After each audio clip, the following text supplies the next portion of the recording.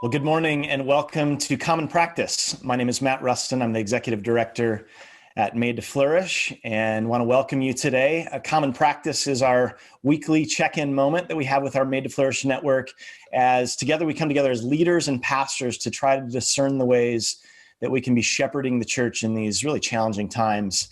And so glad you've joined us for today's conversation. Today's topic is navigating calling when work is lost, and certainly a conversation, a topic that a lot of pastors and a lot of the people that we shepherd are thinking and talking about, because a lot of work has been lost these last couple months. We've been talking about the weekly jobless claims number. We report that each week on this series, and you probably saw it, but another more than 2 million people filed for jobless claims this week, bringing the 9-week total to 38 million people in our country who filed for jobless claims. Just a really shocking number, unprecedented in history, really, of keeping track of that number. There's a household survey from the Census Bureau and just saying, what is the economic impact of households that are experiencing these job losses or work being cut back? And in that household survey by the Census Bureau, 47% of adults said that they had either lost work or had lost income during this time. And 40% said that they expected that to keep going for another 4 weeks. So there's a lot of people in our congregations, a lot of people in our communities that are experiencing really a lot of economic impact from this time. And it's not just the short-term economic impact. I was doing some reading this week. There was a paper put out by the University of Chicago, and it said of all the jobs that have been lost, as many as 42% will be permanent. They won't come back.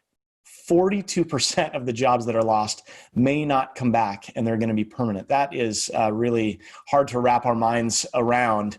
But it's not just that they won't come back anywhere.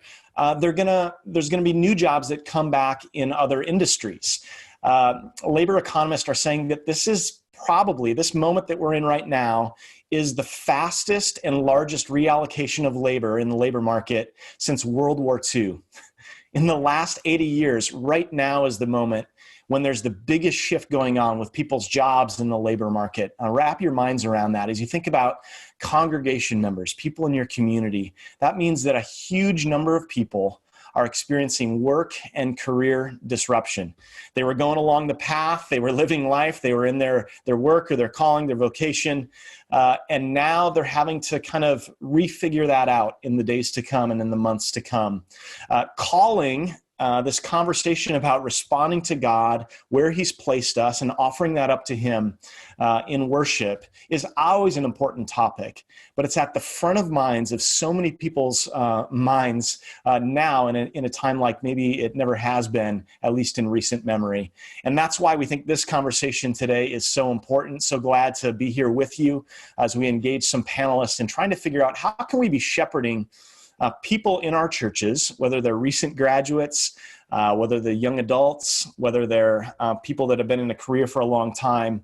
And that is becoming now very, very different for them. And they're processing, how do they talk to God about that? How do they engage with the Bible about that topic? How do they pray? How do they seek counsel for others in discerning what is next? So we've got 3 fantastic panelists excited to introduce to you today that are going to help us talk through that, and excited to also engage your questions and conversation. The first panelist that we're going to be engaging is Paige Wiley. And Paige Wiley is on the Made to Flourish team. She's our engagement coordinator. And during her days in college, she was a career counselor, then came onto the team at Made to Flourish. And she is the co-author of Worked Up, Navigating Calling After College, which she co-authored with our very own Dr. Luke Bobo. Paige, it's great to have you on the webinar, Common Practice webinar today.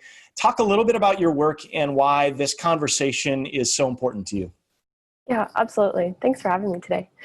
I would say that I was inspired to do work within faith and work and how the Lord views our calling, because I was one of those people that never knew how to answer the question, what do you want to be when you grow up? Like, I never had an answer. I was always really frustrated that God didn't just plop something out of the sky and tell me what to do. And so I had my own personal journey with struggling with what does that look like.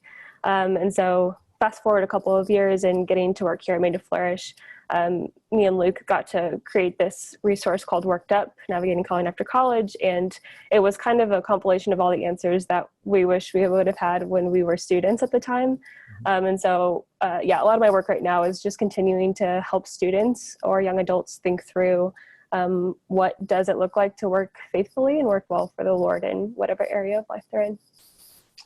Well, thanks, Paige. Excited to have some more conversation specifically around this topic of, we think about the many young adults and the recent college graduates and the environment that they're stepping into, and how can we be pastoring, shepherding those folks in our congregations well. Our next panelist, excited to have with us, it's a friend of ours, a board member of Made to Flourish, Lisa Slayton. And Lisa Slayton is the founding partner and CEO of Tamim Partners. And she formerly served as the president and CEO of the Pittsburgh Leadership Foundation. Lisa is just a brilliant mind and does a lot of coaching with churches and pastors around organizational strategy, but also this important subject of calling. And she recently became certified as a coach with Designing Your Life, Dave Evans and his fantastic work out of Stanford. And she's been doing more of coaching people on the subject of calling and discerning that. So Lisa, can you talk a little bit about your work? Thanks for joining us and why this topic is so important to you.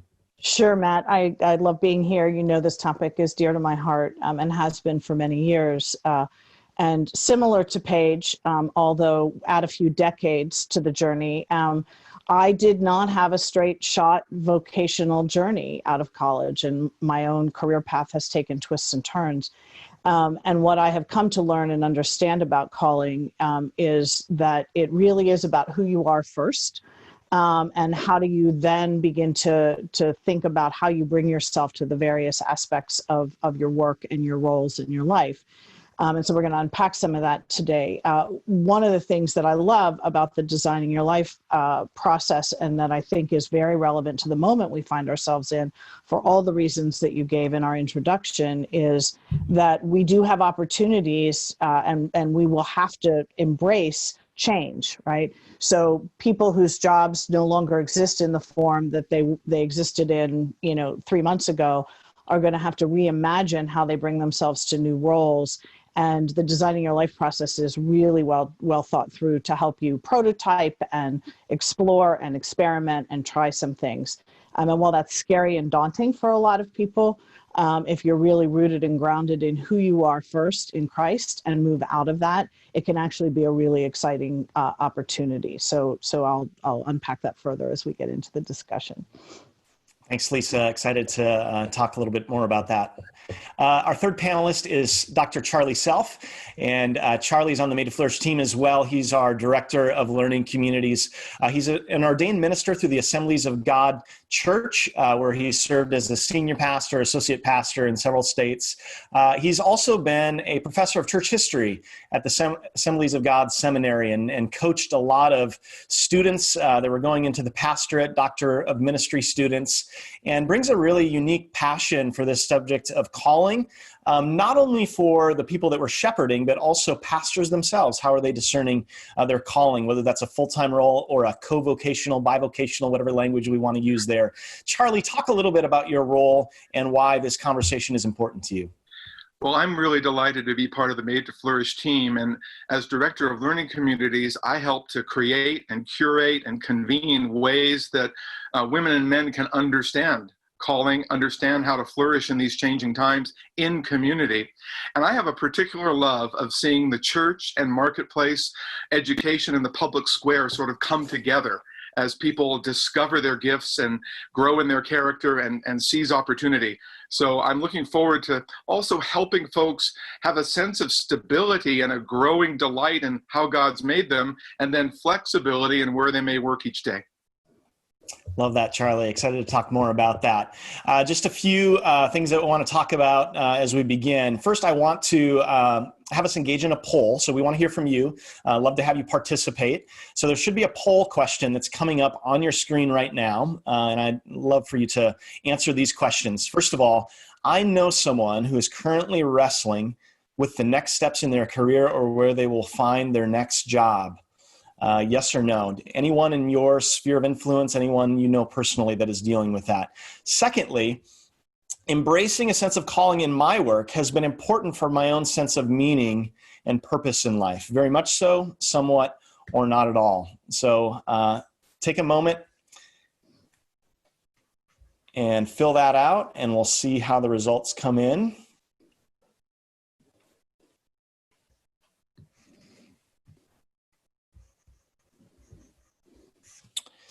So very good. As that's coming in, I think one of our hosts is going to be putting that up on the screen to see what the results are. But thank you for your participation. We'll come back to that in just a second. Good. Okay, here's the results. 95% of you said yes, you know someone that is currently wrestling with next steps in their career or where they'll find their next job. That's the vast majority of us participating on today's call.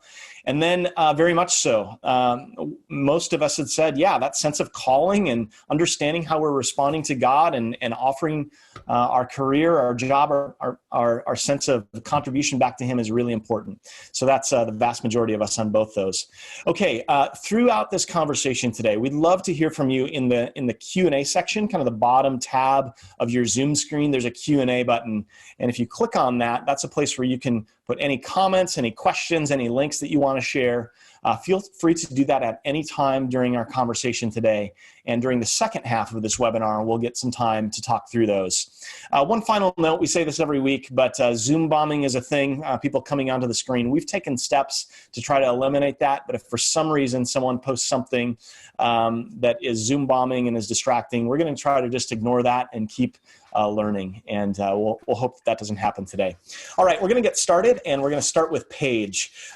Paige, you've done so much thinking on the subject of navigating calling, and want to focus specifically on, as we think about the young adult population in our churches and in our communities. They're coming out of college, maybe they've been in the labor market for just a little bit, and they're wrestling with these questions, like you said you did. You've done some really good work on just myths that a lot of people hold on to about calling that maybe we don't even realize are myths. But how would you apply some of those myths to this current moment that we're in? Help us think through that. Yeah, absolutely. So I think in the book, we talked about 4 or 5 of them. So I think should be noted that there's a lot of things that we've learned through our cultures that are maybe half-truths or myths entirely, but I'll talk about 2 of them today. The first one is the notion of following your passion, which has actually gained a lot of traction in conversation over the last couple of years. Some people say that that's a great idea, like that's the best course of action. Your compass is to follow your passion. Some people have spoken out that that's unrealistic. It's not the way to mark out a course. And so I've done a lot of thinking on that, and I've kind of come to my own conclusion, and I know that some of our panelists also have thoughts on this, so I'd love more conversation around it. But I think it's a good starting point, but I think it's an incomplete starting point. So a couple of ways that I think that could be incomplete. I think that following your passion starts with the self rather than others. So if work was intended to be part of God's original design, if it existed before the fall, that means that it was good and it was meant to be part of our Imago Dei. To steward the world around us, to care for our environments and the people around us. And so I think when we start with what fulfills me, what fulfills my passions, we're kind of losing sight of what that original design of work was intended to be. A second thing that I think is maybe a little incomplete about following your passion is that it assumes that there's only one passion to follow. I think so many students, I heard this over and over again at the Career Center, just felt so anxious and stressed because they didn't know what that one passion was supposed to be for them to follow. Maybe they were really passionate about a lot of different things. Maybe that looked like for me. I was one of those kids that had no idea what they wanted to do because I was just so interested by math and by literature and marching band and dance. Like I had all these passions, but I was like, I don't know how to land on just one. And I think a lot of students are feeling that, and young adults feel that stress to find just one passion. And then lastly, I think following your passion assumes that you have the privilege to do so.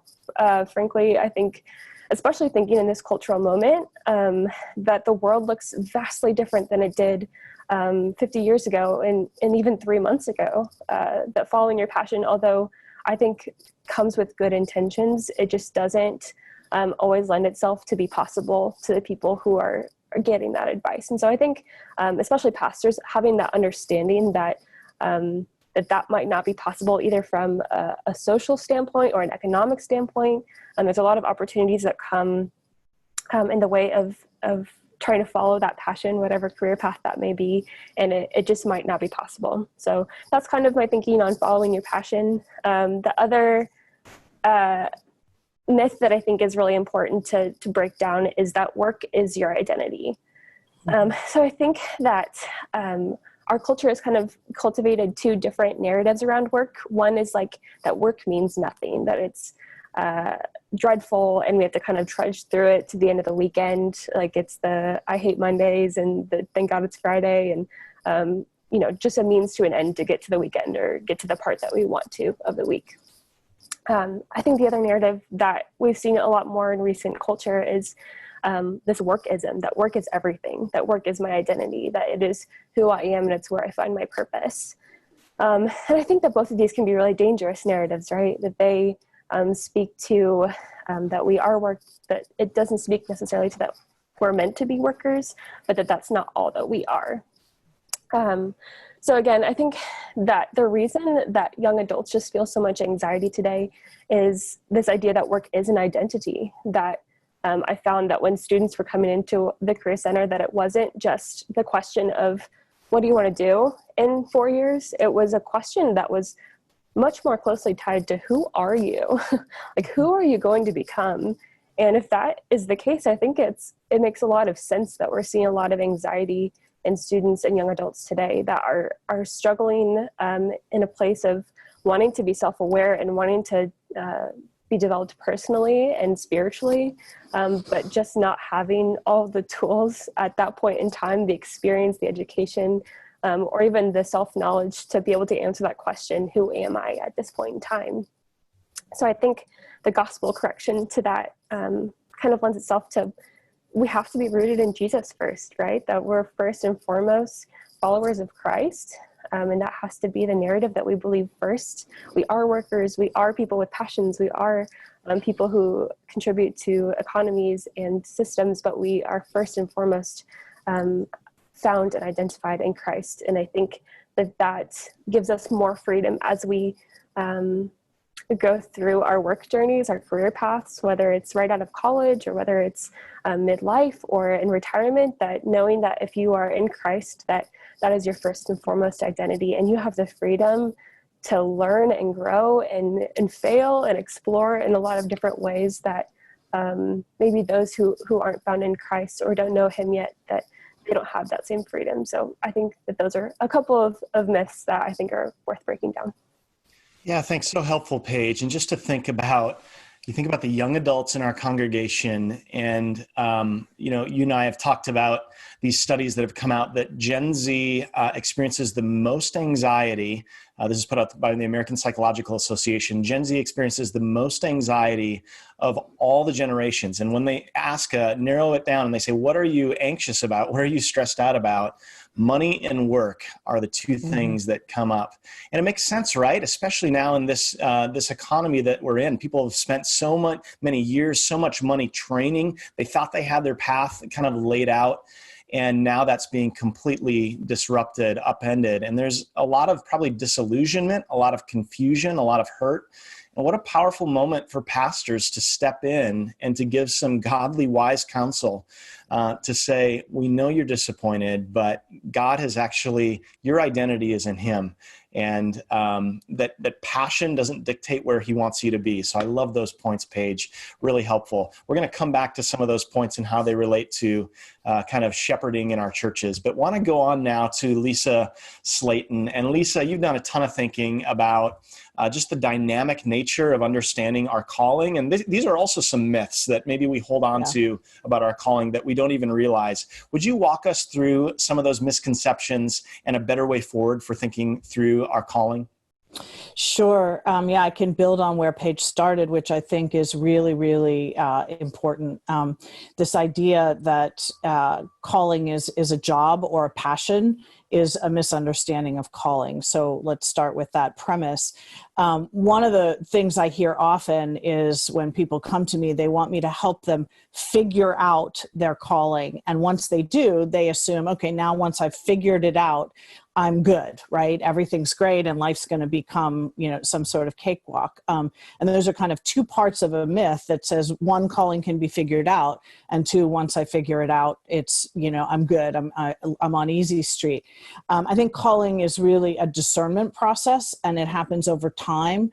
And it happens as you try things and experiment with things and come to really get clear in your own mind around what kind of jazzes you and where there's energy and interest, and then how you want to develop that energy and interest into a career path. And I know Charlie's going to talk about the difference between vocation and occupation in his time, so I won't do that now, but that's an important clarification. We bring our calling to our work and who we are to our work. And so we have to view this as a journey and a process. And the other thing I'll say about this is the assumption that calling is easy once you've figured it out is a really bad, what I'll call dysfunctional belief or myth.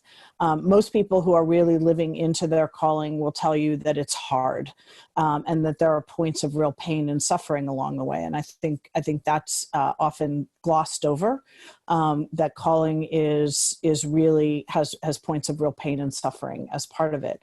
The second myth, and I hear this one all the time from good, lovely Christian people, is what is God's will for me? Is it this job or this job? Is it this place or that place? And I don't think God's will for us is found in a job or a place to live or even a spouse. God's will is found for us in seeking after him in particular ways. I was a longtime mentor here in Pittsburgh, a man named Bruce Bickle, who used to say God's will, we're always wanting to uncover God's mysterious will. But the work is to really pay attention to God's revealed will. And if you look in scripture, God's will is not talked about a lot. But there are places where you can find reference points. And one of them is in the book of 1 Thessalonians, where Paul talks about in 1 Thessalonians 4, be holy or be sanctified, for this is God's will for you. And then further on in the book in chapter 5, he says, be grateful, be joyful, and be prayerful, for this is God's will for you in Christ Jesus. So if the criteria for God's will is to be holy, be prayerful, be joyful, and grateful, then that's the measure by which we pay attention to our circumstances. Can I be joyful, grateful, holy, and prayerful in this work, in this place? And how do I capture that and live into that, rather than thinking about, is this job or this job God's will for me? God's will not be found inside a job. It's inside our human heart and how we bring ourselves to our work every day. The two myths here are very common. I love the language that Designing Your Life talks about these myths, and they call them dysfunctional beliefs, right? And they're dysfunctional beliefs that we're attached to, and how do we reframe them as we begin to think about other ways to approach these ideas of, I got to figure out my calling. And we'll talk more, I can talk more as we get into the Q&A about some of the Designing Your Life principles or practices around this, which is really to get clear on where you are first and foremost. So you got to start where you are, and then move forward from there as you begin to ideate. You'll hear the language of design thinking in this, and then prototype. and create possibilities in different pathways. One of my favorite components of the Designing Your Life process is called the Odyssey Plan, where you think about your current trajectory, what would happen if that current trajectory went away, what would you do, and then what's sort of the blue sky dream. And as you map that out, you begin to see all kinds of possibilities emerge that you had never thought of before. And you need to do this with other people. That's another myth that sort of tag teams into these two, is that somehow we have to do this all by ourselves. And just the discernment of calling and really stepping into that well happens in the context of community. It's through people that love us and know us, that can engage in this conversation with us, and this dialogue is where calling really gets unpacked and clarified over time. I mean, I do this professionally for people. I come alongside them. I work with them around with a lot of different tools, including the Designing Your Life toolkit, to really unpack this over time. And it's a discipleship issue. This is not incorporated into most discipleship practices inside local congregations, but this is the heart of discipleship. We call this vocational discipleship in some contexts. The last thing I'll say is we live in a time and an age where we have had, starting with probably my generation, I think I fit towards the tail end of the baby boomers. Amy Sherman uses the language of vocational power. We've had lots of vocational power where we have choices that we can make. And this is what's anxiety producing to our young people today, to these recent college grads. But the reality is that this is an unprecedented time, and our vocational choices, our vocational power seems limited. But I think it's only limited by our unwillingness to step out of our comfort zones and begin to explore other possibilities. So as so many avenues of work are getting redefined in this age, in this season that we find ourselves in, that I think is going to continue for a number of months and maybe even several years, it opens up all kinds of possibilities. And that's where there's potential for real joy in seeking out new ways to bring our calling to the world through our work. Yeah, really good, Lisa. So helpful. And just, I'm sure a lot of things are kind of firing in your mind. I'm seeing questions roll in. If you've got questions, comments about your context, maybe the people you shepherd or your own situation, keep those coming in. We'll have some time after our next panelist, but really great thoughts, Lisa, to come back to. Sure. I want to go now to our final panelist, Charlie Self. And Charlie, as Paige and Lisa have been talking, you've worked with a lot of seminary students, you've worked with a lot of pastors, and you and I have talked about there's many pastors that are having to rethink their sense of calling right now. Maybe they were full-time with their church before, now they're going to have to be co-vocational. They're going to have to take on kind of 2 different roles or 3 different roles. We've got a whole batch of seminary grads, thousands of seminary grads that feel that God had called them to be a pastor, but there's no place to pastor. There's no place to be working in a church. Talk a little bit how you think and kind of frame for us just how we should be thinking about a sense of calling, especially as you think about people that they thought they knew where God had called them, but now they feel like that's disrupted. And how are they supposed to think about the relationship with God and listening to Him in this time? Well, thank you for letting me add to this beautiful conversation. And my friends have already mentioned a couple of key things. Our former guests, when we were talking about pastoring the unemployed, talked about the primacy of character and the primacy of a relationship with the Lord. So I just want to unpack the distinction and integration with the word vocation and the word occupation. And in the Bible, we have kind of one great calling, and that is to know the triune God and to be on mission with Him through Jesus Christ our Lord. And that calling is kind of unpacked with the great commandment to love God and to love our neighbor as ourselves and to join with God in the Great Commission. And as Tom Nelson shares so often, we have a great invitation to walk with Jesus, to be yoked with Him, to find real rest and rhythms and grace and work. So that's a general sense that all believers have that delightful invitation from God to know Him and then to be with Him on mission. But we also do that single or married. And I think that's an important part of calling. And there's no superior status. They each come with opportunities, privileges, obligations. And that's an important thing to remember, that the quality of our walk with God and the quality of our marriages or the quality of our life in community as single women and men, that becomes a vital part. And then Ephesians 2:10 says God really has designed some good works for us to walk in. What happens is we get confused with our labels. We get confused with some of the language we've added to the word calling.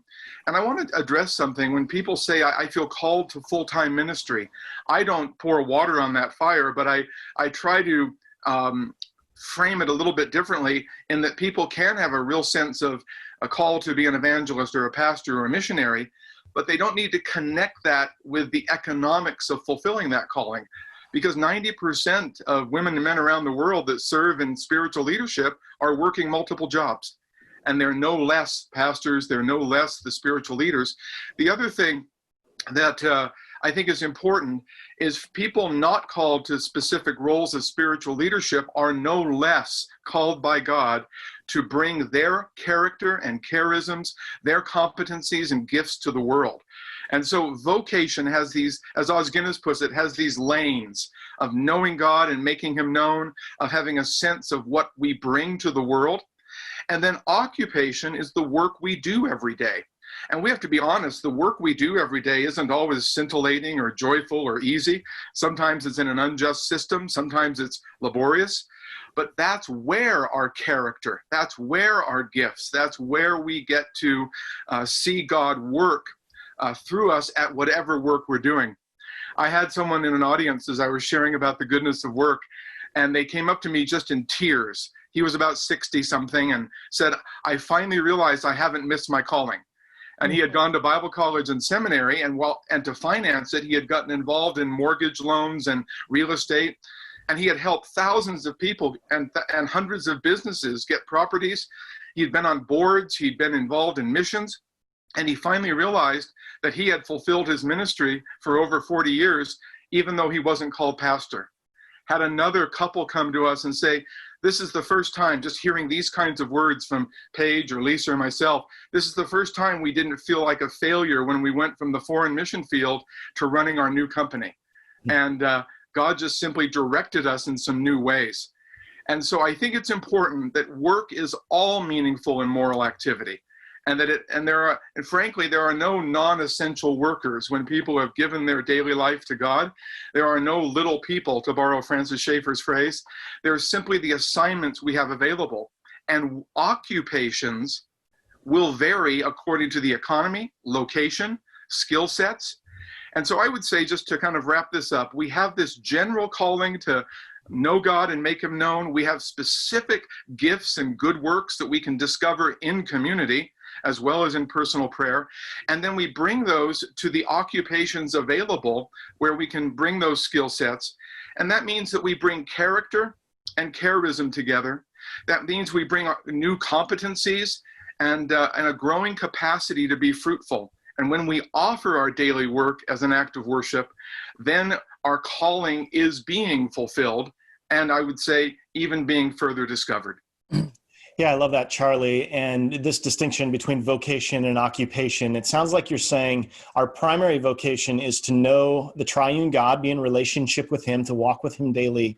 You also mentioned some other senses of vocation, whether that's a pastor or an evangelist. We could expand that to say maybe a coach or someone that teaches others. What I hear you saying is that it doesn't necessarily mean that I'm in a full-time role where I bring that vocation to bear, but maybe I'm in a corporate environment, or maybe I'm, who knows, driving for Uber, and I can still bring something of that vocation no matter what my occupation is. Is that what you're saying? Absolutely. I'll give you a very personal example. Twice in my 40 years of the joy of being a pastor and a professor, I have found myself working several other jobs. In fact, I've never had just one, but I found myself working, and the Lord convicted me to not call anything secular.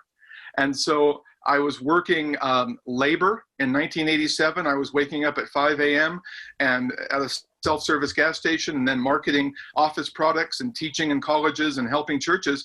And I suddenly realized that I was now joining a wonderful cloud of witnesses who have a sense of calling. My sense of encouraging, equipping others was now being able to be fulfilled in those places. And a few years later, I found the same thing happening again as I needed to support my family. I brought my gifts, my competencies, my sense of purpose to the task at hand. And so I would say, according to Romans 12:1 and 2, we bring sacredness to every square inch that we occupy.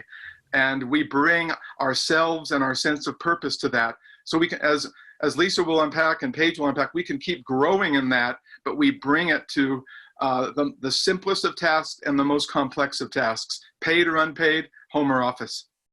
Yeah, that's really good. I want to go now to some of the questions that have been written in the Q&A section. And if you have any comments, questions, personal examples, we want to hear those in the Q&A section. But I'm going to start going through these and handing these off to our panelists. We're going to send the first one to Paige. A number of questions came in for the comments you made, Paige, but one comes in from Amanda. She says, I found myself with the anxiety that you talked about, extreme pressure to make my work be my identity. She says she feels that sort of in the business environment that she's in. No one says it exactly like that, but like this needs to be like the central focus of your life, basically. But Amanda indicates that she doesn't always feel like she cares maybe as much as she should in that environment. She says, what advice do you have for those who don't want to prioritize an identity and work, but feel like it's expected of them, and maybe to have a right balance of experiencing it as a calling, but maybe don't feel as motivated to make it central? How do they parse that out? A really, really good question. Oh my goodness. Okay, I have a couple of thoughts on that. I think the first thing that I think of when I think of people who are kind of in jobs that don't necessarily feel like they fit them completely, or this tension of wanting to do the work that they exactly feel made to do, but not in that space yet. I kind of want to come at a starting point of where am I and where can I be faithful in this moment. And so when I was a career counselor, we had this world of work, and the center of the world of work, there was a compass that had people, ideas, data, and things as kind of the general things that people work with. So things being like hands-on tools, working with people could be anything from healthcare to education. And so I think thinking through the job that you're currently in, and of those four things, people, ideas, data, or things, people, data, things, ideas,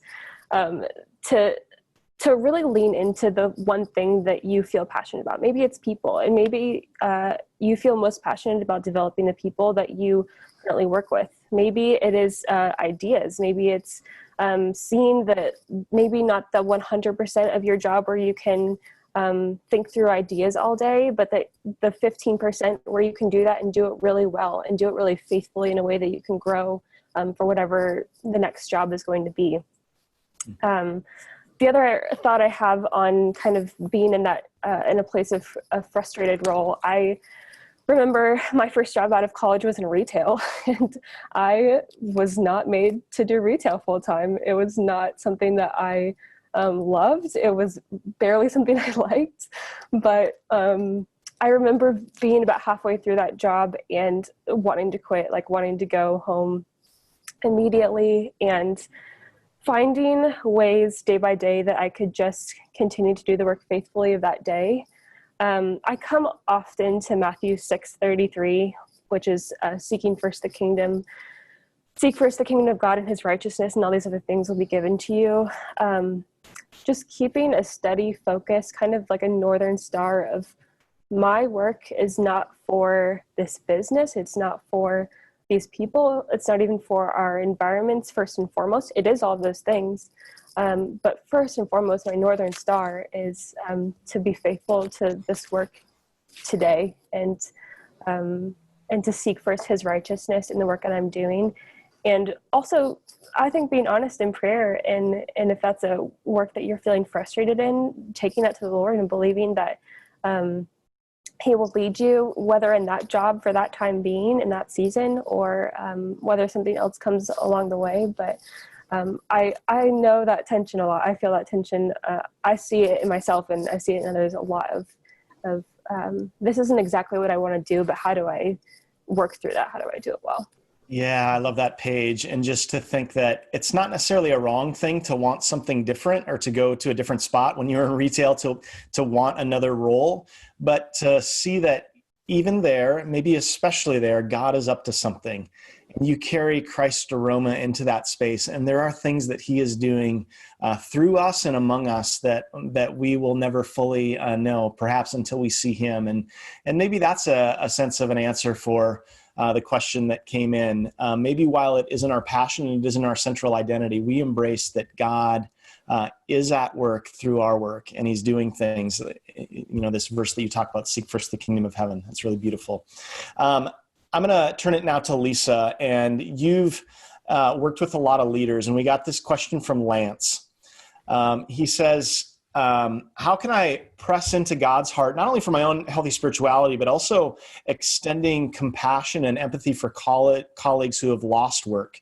Mm-hmm. Many people are seeing people that they have relationships with that they no longer have a job, but maybe you're the one that's been left behind in a role. And it's this awkward dynamic. Maybe some of our people listening today, they've been the ones that have to lay off people, which can sometimes create a huge relational barrier. Can you walk through either the leader who has to do the layoffs or someone just is a colleague and they have friends that have lost work in this time? Is there ways that they can be an encouragement as it comes to this sense of calling and offering hope? Yeah, it's a great question. And it's, there are lots of, kind of thoughts that come to mind. I think one of the first ones that I'd like to touch on is one of the things I've realized in this season, and maybe some of us have as well. And I think you've done some of the webinars have had some content around this too, Matt, is I don't think we know how to lament and grieve. And so we feel awkward when we're around someone who's experienced a loss. And what they really need and require from us in that moment is to lament with them and simply to be with them and to grieve. And so I think we need to recover lament and revisit lament and grief through the lens of this as we're walking alongside people. People need to be cared for. You can't take their pain away and you can't change the circumstances, but you certainly can meet them there and join them and simply be present. Sometimes you don't even have to say a whole lot. You can simply be present with them. The other thing I would add that sort of builds on that is there's a lost art in our modern culture around rituals. How do we create rituals of transition? And I think if you're the boss who has to lay people off, it can be done very pragmatically and harshly and directly, or it can be done in a way that gives people a way to transition well, even though it's hard. And there are lots of different ways that could look, but even as, simple as, talking about their accomplishments while they've been in the work and not just making it a hard and fast, here you go, here's your pink slip, go pack your boxes up. And how do we create rituals of leaving for those that are left behind as well, so that they can transition into the next season? So I don't know that there's one simple answer to that question, but I do think the practices of grief and lament help here. And to go back and revisit those. There's an awful lot of scripture, certainly finding ourselves in the Psalms during the season for many of us has been a practice. One of my favorite Psalms is Psalm 77, which is, David crying out to God saying, where are you? Like, you've forgotten about me in the midst of this. And you watch him just pour his heart out of feeling abandoned and lost. And then in the middle of the psalm, there's a shift, and he says, but I will remember the deeds of the past, and I will remember that you have done good things before, as a reminder that good things will happen again. And I think that's a grieving process. That's a lament process and a little bit of a ritual. Psalm 77 has been a ritual for me in my life as I've grieved losses, because I forget in the moment of the pain and the sorrow that God's still present there, and he's going to show up again and do good things again. And he has performed miracles before, and he will perform miracles again in our lives. And we just have to remember that. Yeah, that's so good. And I think about the pastors who are listening now, or just friends that want to be a faithful presence in the life of their friends. And it's not just that the pastor has a moment to lament with people, which they do, whether through sermons or counseling or emails, but what a coaching opportunity for our congregations, right? To learn the language of lament and what is that language? So often we don't know how to reach out or what to say to people who are hurting, but something as simple as, I'm so sorry. How are you doing? And then the challenge for many of us as Christians, not to be Job's friends and give lots of answers and here's why that happens or here's what God is doing, but just to listen and to grieve with those, mourn with those who mourn. I think that's such a powerful point for our pastors and just to remember as a community of believers, no matter who we are. Thank you, Lisa. I want to go to Charlie now. And a question came in from Anita. I know this is something that you're really passionate about, Charlie, but Anita writes, does anyone have experience or recommendations regarding supporting or mentoring those with physical or cognitive challenges who want to work and be productive, but have not had success? So both through the lens of calling and vocation, but then also maybe also this topic of occupation. I know it's something you've given a lot of thought to. How can those of us maybe with either vocational opportunity or power, or just as a friend, come alongside of those who have those challenges? Well, thank you for the query. One of the joys I had just a few years ago was investigating networks and businesses that deliberately look to employ people with physical and mental challenges. And I would say there's 4 things that we can immediately do. First of all, is relationship with these marvelous boys and girls, women and men. And to the extent that both they're capable and we're capable, that friendship and that mutual respect and the way in which they can express Christ becomes a foundation. We've been saying that all along here about identity, about a sense of purpose. Secondly, looking for those service agencies, working with social services, working with employment networks, working with the agencies that do exist to help these folks and helping to make the connections. Often people don't know the opportunities because they don't know the resources that are around them. And we don't necessarily have to invent those as a local church or as a particular kind of nonprofit. Thirdly, businesses can develop this as part of their strategy. I would say, I'm thinking of the Texadelphia restaurants in Texas that deliberately employ women and men with Down and employ people on the autistic spectrum, and they're not doing a charity. They're employing these folks and making money as a business, but they're all sustainable now. They have places to live. They're paying taxes. They have a sustainable life because it's intentional. And so I think business leaders can become intentional. And I think the 4th thing is to really recognize how God may be speaking through these women and men to us and revealing Jesus Christ, and not making it, not putting words, not overemphasizing the word special, but really being inclusive in community. Again, wherever possible, to really help these folks. So I think there's some really practical things. And just yesterday, we said goodbye to a 17-year-old girl who was not expected to live when she was born. We were there when she was born. And for 17 years, she brought joy to the world. And now she's with the Lord. And but people were told that this would never happen and that would never happen. So I think we always want to believe in the untapped potential of what each person can bring to God's world. I love that. One is being an encourager for that person. Second is just being an advocate, knowing what are the social service agencies, maybe the businesses in your communities that have this more on their radar.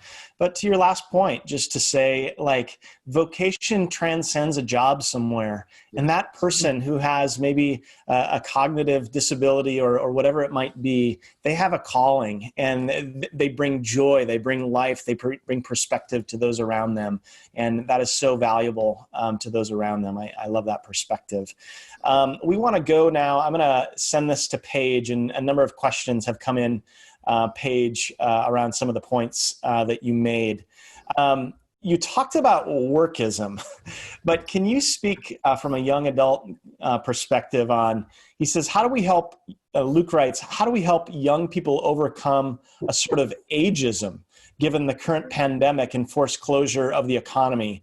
Put another way, many people have lost their jobs due to the government's kind of rulings and different things that are going on. How do we help young and middle-aged people view their older generation as a blessing and not the cause of their unemployment? So I know that's a prickly question, but talk a little bit about just kind of the factor of age in this moment and how, what are some good perspectives among young people? Yeah, that's an excellent question. My initial thought is just the notion of empathy and care. And so I think that has to come from both places.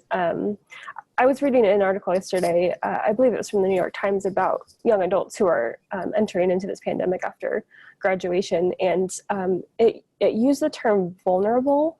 And I was kind of taken aback by that word, that graduates of this class are a vulnerable population, because typically I think we think of young people who are, able-bodied and ready to take on the world are not a vulnerable population. But I thought that was a great perspective, that these are people who are probably financially pretty spent from either student loans or, not having a real full-time job before. These are people who are inexperienced in entering the market and don't know the ins and outs of maybe what it takes to form a career path yet. And so I think having first and foremost that context that young adults are going to feel frustrated because they are vulnerable, and that comes from a real place, and I think needs to be seen in such a way.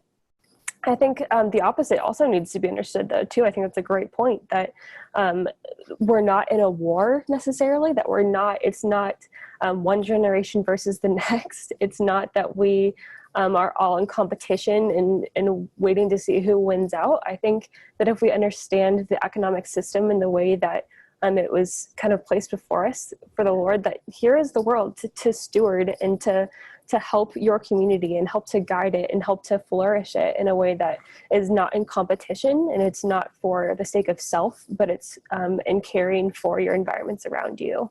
And so I think that needs to come from, frankly, any generation. I think that needs to come an understanding of empathy and care for young people, for their elders. I think it needs to come from older generations to younger, that this is not a competition to see who wins out.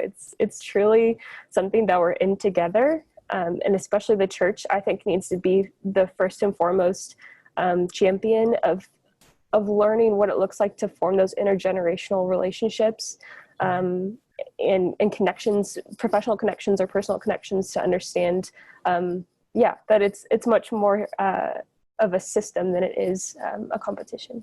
Yeah, I love that. And just even thinking about the biblical command, we get these calls in scripture to think of the older men as your father and honor them as you would your father. And that goes both ways, to think about the young as well and the older women. But I oftentimes think about that in the context of the church community, but to call our churches, to call those who might be in a younger generation, to say, in the workplace is the place too, where you say, that older man, that older woman, think of them as your father, think about them as your mother, and treat them with the respect and honor that you would your own family. So I love your perspective there, and scripture certainly colors that. Lisa, I want to go to you, and got this question from Rebecca. She said, I really love your point that living into your calling will be hard. I don't know why Rebecca likes that point, but she likes that it's a good point, I guess. You'll have points of pain and suffering. Could you expound on that? Is it difficult because we are called to sacrifice as we serve others, or are there other reasons why just having a sense of our calling can be so difficult and have suffering along the way? Yeah. So I have a lot of experience with this, having been in a leadership role in an organization for many, many years. I think that one of the challenges of calling, I'll approach it this way, is it does require us to understand what our constraint is. And we don't like that word. I'm an 8 on the Enneagram. I particularly don't like the word constraint. I think I can live without boundaries. But the reality is God has created boundary conditions in us around who we are and how we're to move. And so part of calling is Paige has talked a lot about being faithful in the moment, and I think she's absolutely right. And I would build on that and say that it is also about obedience, and staying within the constraint of who God made us to be and how he's called us in a particular situation to live. And that sometimes means taking on intentionally a position of vulnerability and suffering for the greater good of the community, or the people that you're called to serve, or the whatever the context is. And leadership and calling together require us to be willing to embrace suffering and take it on for the good of the order, or the good of the cause. I don't think we like that. I think it's against our nature. We want to go to the place of comfort. We want to go to the place of the familiar. But calling requires us to step out of our comfort zone and take on some of the risk that's necessary for the work that we're putting our hand to. I will also say that staying core to who you are and aligned with who God made you to be often puts you in a situation where people are pressuring you to do other things. I work with quite a number of young people, and one of the things that around vocation and vocational stewardship, and one of the things I often hear from them is, everyone has a plan for my life. My family, my parents, my boyfriend, my fiance, whatever season of life they're in, and they all think they know what's best for me. And the work I often do with them is to help them see themselves more clearly through how God's made them. And then it gives them a firmer place to stand, but it takes courage to stand there and say, I appreciate your input, Mom, but that's not what I see, and that's not where I want to focus my energy and attention. So there's this sense of clarity that comes, and with that comes a sense of constraint and obedience and the willingness to embrace suffering as part of our work and calling. I don't know too many leaders who particularly who are in any kind of role over any extended period of time, who haven't been faced with very challenging environments, and how they choose to respond to those challenging environments is the make or break of effective leaders. And I think that's absolutely true in regard to calling. If they step into it and embrace it, even though it's going to be hard and painful in some ways, either emotionally, sometimes physically, certainly spiritually, that's a crucible that we want to embrace as part of our own growth, and it's part of the calling journey, is to be willing to step into that.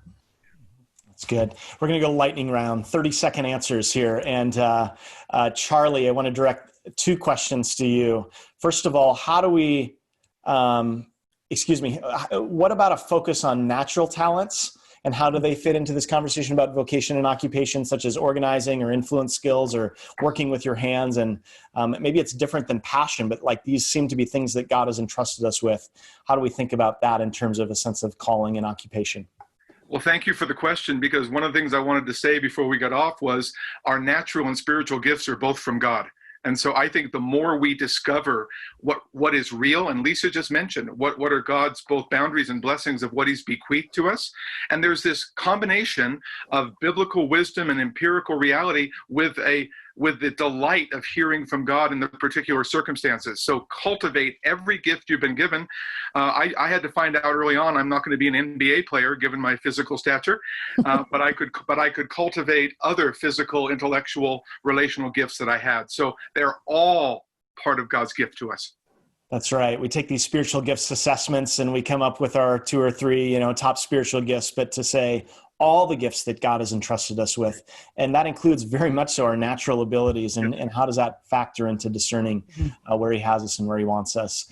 Well, due to time, that's going to be our last question for the day. We've still got a number of questions that we didn't get to. We apologize for that. We'll do our best to follow up with those the best that we can in the days to come, either personally or through an article on our website. But thank you for joining us today for this week 8 of Common Practice. We're going to be taking the week off next week and then returning the first week of June. soon. And all that to say is if you're new to us, you haven't ever experienced Made to Flourish, if you go on our website, madetoflourish.org, click on Start Now, and there's a short form, we'd love to send out some resources free of charge to you, and just wanted to make that note. Thank you so much for your leadership and for what you do and for joining us today. We look forward to see you in a couple of weeks for our next Common Practice webinar. Bye-bye.